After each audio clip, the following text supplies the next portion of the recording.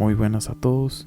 En esta serie de videos estaremos desarrollando un resumen sobre el libro de Jean Piaget llamado Psicología y Pedagogía. Muchas gracias.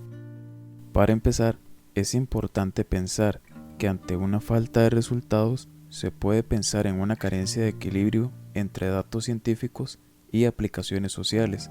También, para poder aplicar la teoría a la realidad, primero se debe examinar los factores sociológicos para determinar las necesidades e incitaciones del medio social. Una problemática marcada es la brecha salarial entre los docentes de primaria y secundaria reclutados en comparación con representantes de otras carreras.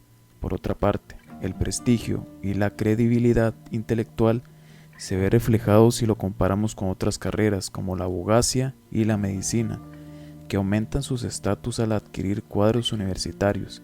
La causa podría ser la perspectiva que se tiene de esta y que su labor se centra en la transmisión de un saber o habilidad que está al alcance de todos, pero como respuesta se deben considerar estos tres aspectos que orientan el trabajo del docente. Lo primero es realizar una cuestión sobre cuál es el fin de esta enseñanza. Quizá pueda apuntar a acumular contenidos o habilidades. Para esto es importante tomar en cuenta si el conocimiento es nuevo o complementa alguno ya adquirido, si se pretende crear, controlar, verificar o simplemente replicar lo aprendido. Establecido este punto, es importante determinar los diferentes enfoques que se ven involucrados, como el factor cultural, de razonamiento y experimentación. Unidos, van a ayudar a formar un espíritu de exploración y control activo. Por último, se proyecta el método tomando en cuenta las leyes de desarrollo mental que se adecúen al tipo de formación deseada. Una vez que se conoce que son los docentes los encargados de contrastar resultados e investigar nuevas formas de aplicar aspectos teóricos a contextos sociales, se debe considerar los obstáculos que no permiten que esto suceda. El primero es la ignorancia de la pedagogía como una ciencia por parte de los docentes involucrados, como lo son padres, estudiantes, docentes y autoridades académicas, lo que en su momento dificultó la complementación de la psicología y la sociología tomando en cuenta situaciones puntuales.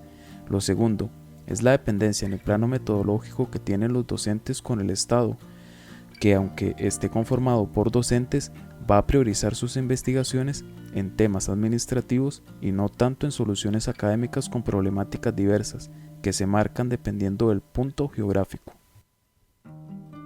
Un tercer punto aborda una falta de dinamismo entre docentes sobre problemáticas sindicalistas, esto comparado con representantes de otras carreras.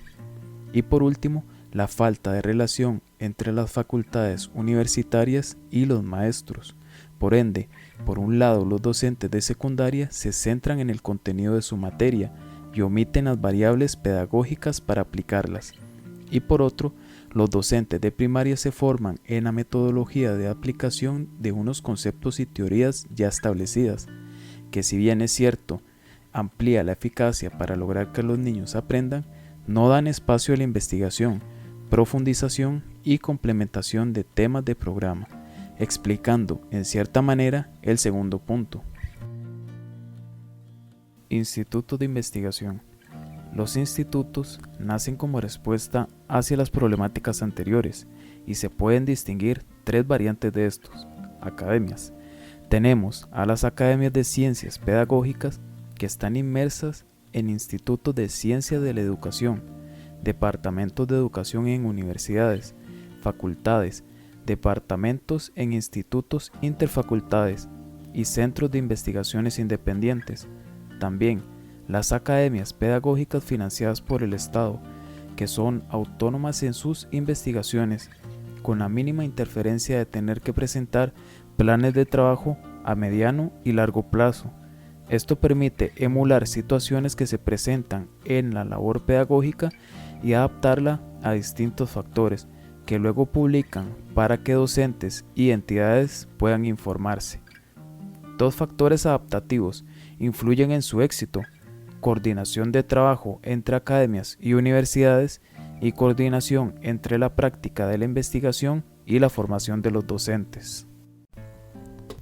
Universidades. Por lo general, los docentes deben realizar investigaciones, aparte de dar sus respectivas materias. De aquí surgen las facultades, y aunque tienen algunos inconvenientes como la poca apertura a otras disciplinas, han contribuido con aportes importantes.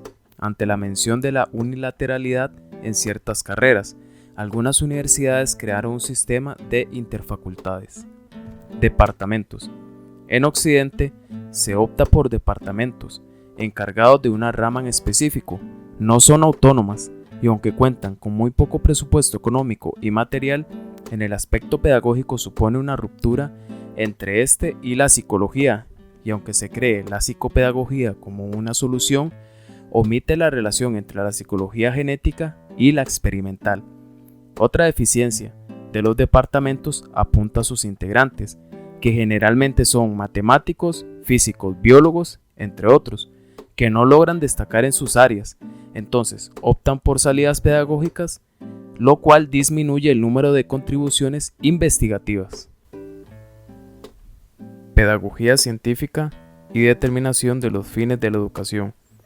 Se tiene en cuenta que la sociedad establece los fines, dada por la acción colectiva expresada en el lenguaje, costumbres y opiniones de la familia, lo cual sirve como un molde sobre el cual cada generación posterior se transforma por medio de organismos estatales o instituciones particulares.